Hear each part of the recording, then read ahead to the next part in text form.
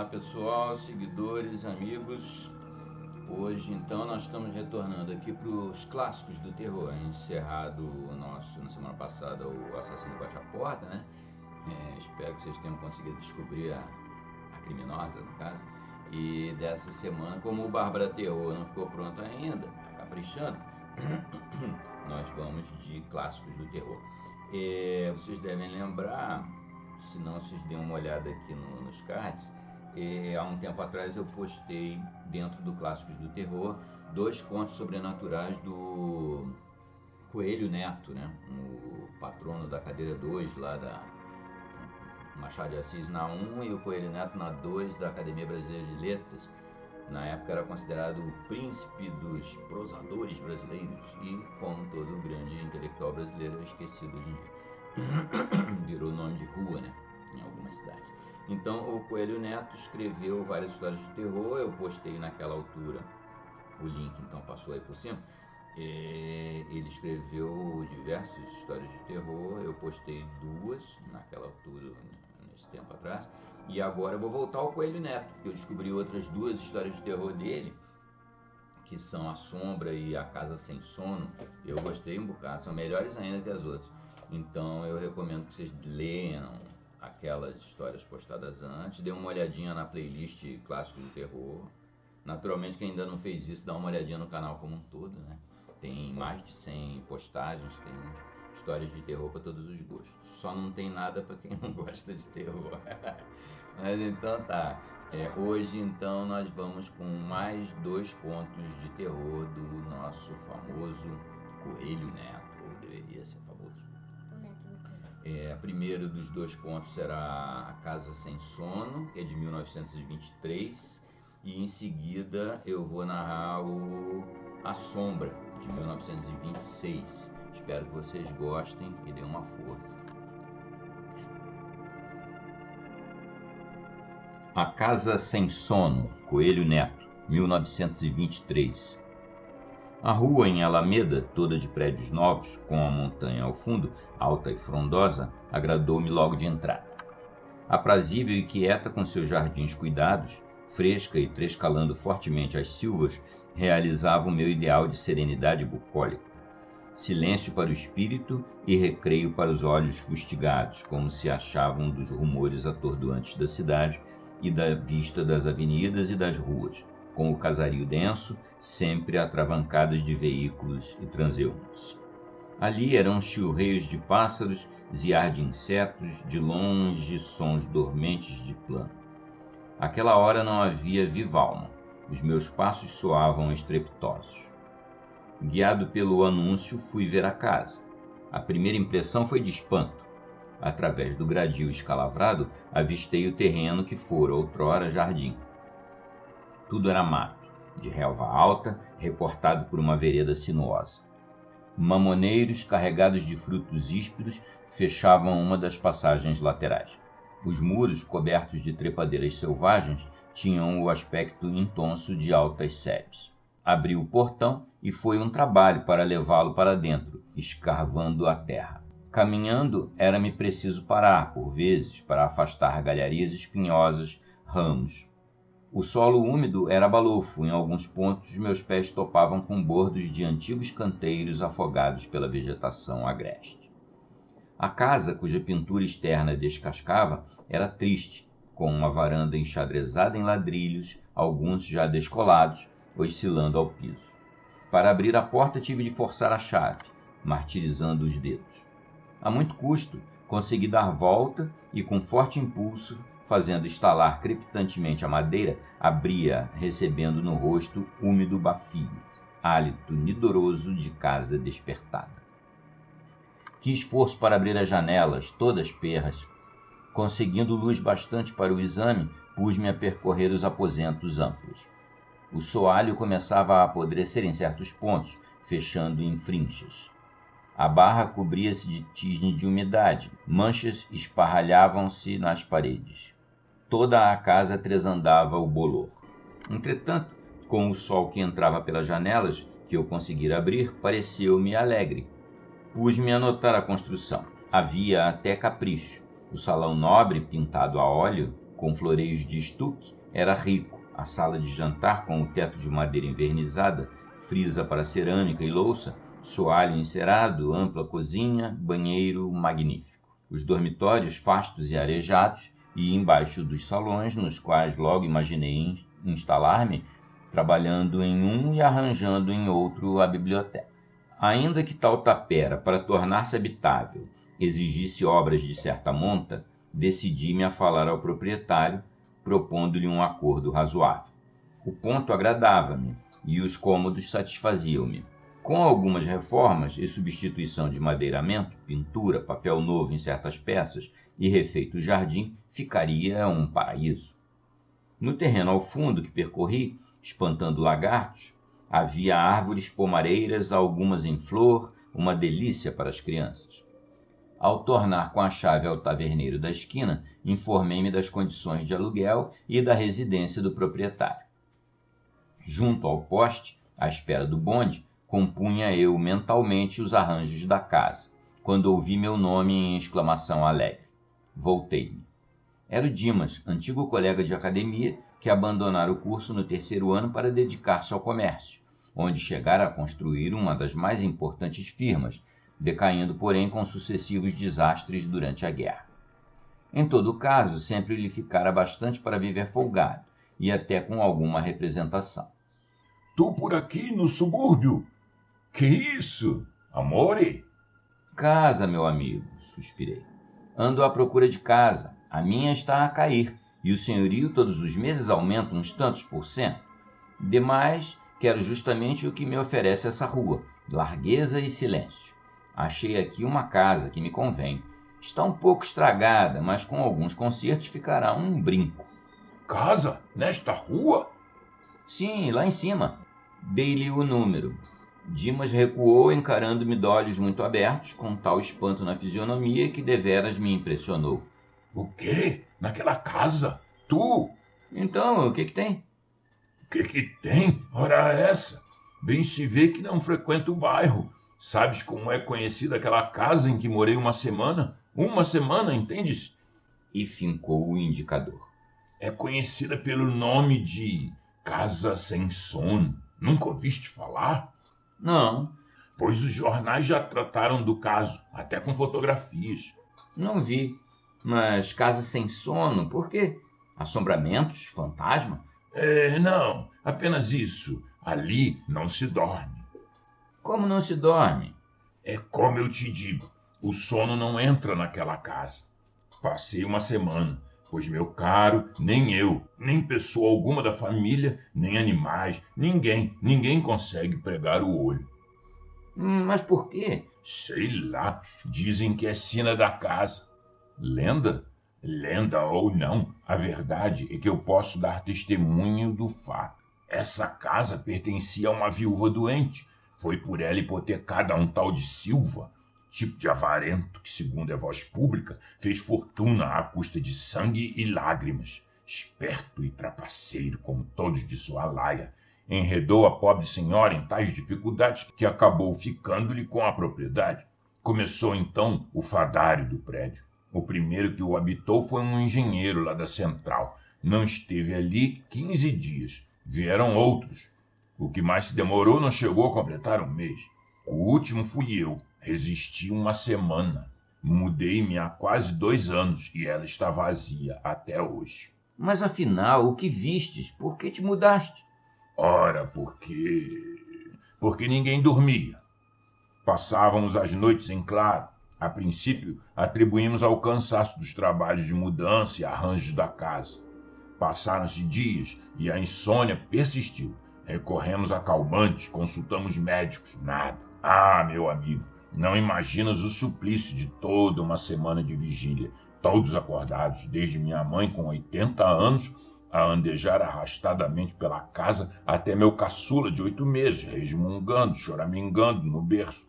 Os próprios animais, era o cão no jardim farejando os canteiros, a uivar lamentosamente. Eram os pássaros nas gaiolas. Às vezes deitávamos com a casa toda apagada. De repente ouvíamos passos, vislumbrávamos claridade. Era alguém que se levantara, acendera a luz e andava à toa, a fazer sono. Pouco depois estávamos todos de pé e víamos nascer a manhã. Sabes lá o que é isso? Sentir a gente, o sono em volta de si, todas as casas em silêncio, a rua inteira quieta, a natureza adormecida. E nós... É horrível. Podes compreender que em noite plena e escura haja algum ponto iluminado pelo sol, pois era a impressão que tínhamos, impressão de que o dia não nos deixava, sempre conosco, sempre. Anoitecia. Pouco a pouco ia-se fazendo silêncio. Fechavam-se as casas. De quando em quando, um rumor longínquo e as vozes noturnas, coachos de sapo, latidos de cão, até o primeiro cantar dos galos, o amiudar dos poleiros, os ruídos espertos da madrugada, a claridade, o sol. E nós, com a luz lívida das lâmpadas acordados, olhando-nos sem compreender aquele desvelar que nos consumia. Ao cabo de 6 dias parecíamos espectros.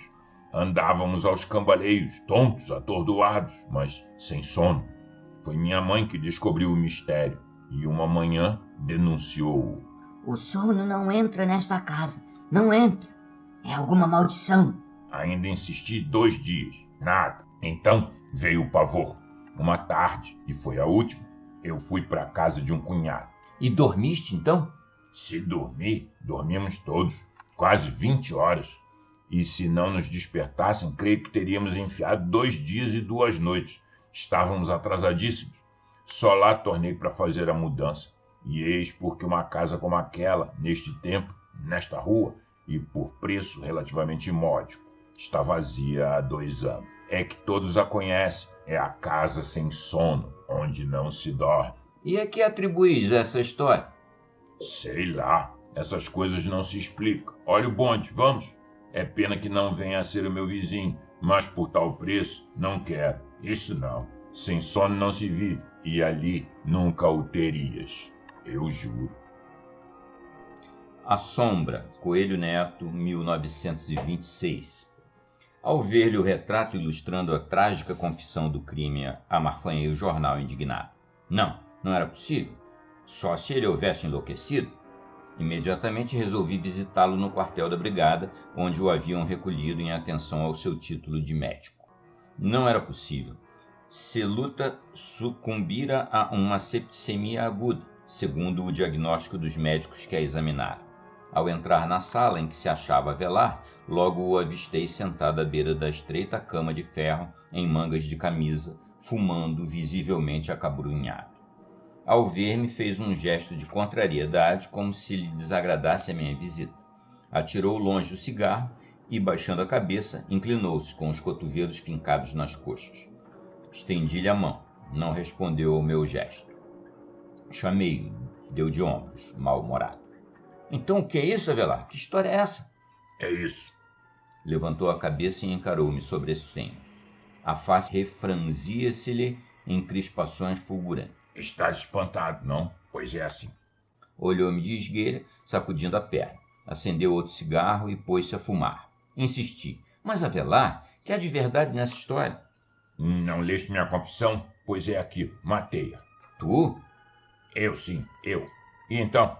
Por que havia eu de denunciar-me se estivesse inocente? Por quê? Pra quê? Matei-a. E por quê? Que razões tivesse para isso? Ah, razões. Atirou a cabeça para trás e ficou a olhar perdidamente com um estranho sorriso no rosto pálido.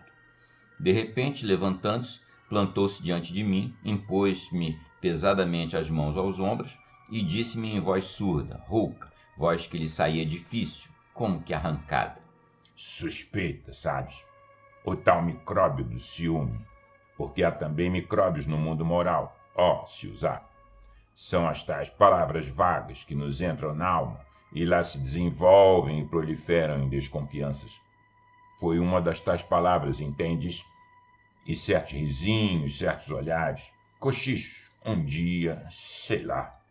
E como foi? Como foi? Pouco a pouco. Retesando os braços, repeliu-me de si e, cravando-me o olhar que rebrilhava, disse: A ciência, uma história. Tudo falha, nada se pode afirmar, nada. E queres que te diga? A mais culpada em tudo isso foi a ciência. Foi ela que me levou ao crime. Porque o ciúme... Não havia motivos para ciúme. Seluta era honesta. E então? Então eu te digo. Já sabes como a matei, não? Envenenado? Envenenada, pois seja. Matei-a com bacilos de tuberculose. Esses e outros germes letais. Propinando-lhe as primeiras doses inoculadas em frutos. E tratava-se então da vingança da minha honra, pobre Seluta. Esperei as manifestações do mal e nada. Em vez do deperecimento dos sinais característicos da ação destrutiva do bacilo de Koch, o que eu via, e todos os apregoavam em louvores, era o reviçamento da vítima, mais robustez, aspecto magnífico, apetite, sono tranquilo, rigidez absoluta. A própria enxaqueca, que de vez em quando a atormentava, desapareceu. Tu mesmo a felicitastes uma vez no municipal. É verdade. Pois aí tens o que me desvairou. Não foi o marido o assassino, foi o bacteriologista, o homem da ciência, o prático de laboratório, entende-se? O profissional que não podia compreender que um organismo frágil como o de Seluta resistisse ao ataque insistente de tantos vibriões. Era um corpo inçado de elementos mortíferos, cada qual mais violento, e nada. O que então se deu foi horrível. Desanimado da ação dos bacilos de Koch, lancei mão de tudo que tinha no meu arsenal, e aquele corpo, sempre refratário, carne como de Aquiles, era de enlouquecer. E o pior é que comecei a temê-la, a evitá-la, sabendo, como sabia, que toda ela era um depósito de vírus, que um pouco de sua saliva, de seu suor, do seu sangue, o mais leve contato com seu corpo poderia transmitir-me a morte. Desconfiando do meu retraimento, ela tornou-se ainda mais meiga, mais assídua em carinhos. Horrível. Contemplando-a acordada à mesa, na sala, nos teatros, em festas, ou adormecida ao meu lado no leito, eu não via a ela, Seluta, não. O que eu via era uma incubadora de morte, uma figura sinistra que encarnava todas as pestes, não lhe sofrendo as consequências. Como as serpentes não se envenenam com a peçonha que traz. O marido então desapareceu, ficando apenas o observador apaixonado por uma experiência. E encerrando-me no meu laboratório, horas e horas, dias e dias, eu estudava aquele caso estranho. Fenômeno, sem dúvida, mais belo do que a fagocitose, porque era a luta tremenda de germes letais, uma batalha formidável de legiões pestíferas no organismo débil de uma mulher. Um dia, porém, uma de tais hostes venceu. A morte foi rápida. Arrependido, quis intervir. Era tarde e a pobrezinha... Aí atende. Os médicos não atinaram, nem poderiam atinar com a causa-mortes. Septicemia aguda é um nome para a cova posto no rótulo do cadáver. Ninguém poderia saber. Ninguém. Se ninguém poderia saber, por que te denunciaste? Por que não ficaste com teu segredo terrível? Tu só? Por quê? Por causa da sombra. Sombra? Sim, a sombra de Seluta. No dia do enterro, ao voltar do cemitério, notei que em vez de uma, duas sombras me acompanhavam. Onde quer que eu fosse, tinha-as sempre comigo. Uma era minha, outra era a da morte. Fiz tudo para livrar-me dela, tudo. Nada consegui. Agora sim. Adiantou-se para o meio do salão, onde o sol batia em cheio, e disse-me: Vês? Aqui há apenas uma sombra, a minha. A outra, a de Seluta, desapareceu ontem. Quando entrei na delegacia, ela ainda me acompanhava. Subiu comigo, ficou ao meu lado enquanto depus. Logo, porém, que assinei a confissão, desapareceu. Não imaginas o horror que é ser um homem seguido por uma sombra que não é a sua, sombra de outro, de um morto, preso, condenado, perdido para o mundo. Que importa? Mas estou só. A minha consciência já não se projeta diante de mim. A sombra da morta deixou-me em paz. Foi melhor assim. Confessei o crime. Estou livre. Quantas sombras vês aqui ao sol? Uma apenas, é claro. É isso, uma apenas. A outra, tendo conseguido minha confissão, recolheu-se ao túmulo, satisfeita. Por que me olhas assim? Julga-me louco, com certeza? Não, meu amigo. O que te digo é pura verdade. Os médicos, quando não acertam com as enfermidades, escrevem um nome qualquer na certidão de óbito. Septicemia, por exemplo. Assim, certas verdades, quando ultrapassam os limites do conhecimento, são chamadas loucuras. portas de evasão da inteligência humana. Viste apenas uma sombra ao sol. Se me houvesses encontrado ontem, terias visto duas. Ou talvez não visses, porque, enfim, o perseguido era apenas eu. É isto. Haverá juízes que condenem este pobre louco?